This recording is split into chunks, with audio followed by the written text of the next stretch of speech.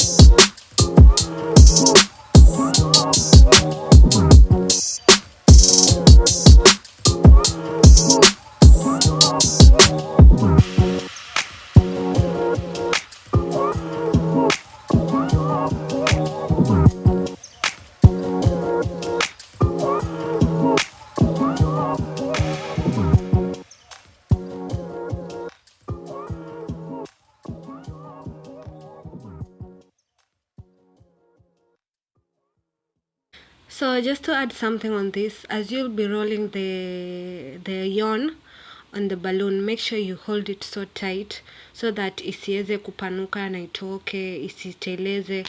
As you'll be doing this, you'll understand what I'm saying. It's not easy as you see it on the screen. So guys, this is how it will look. I had to let it dry for some 3 days hapo kwa jua.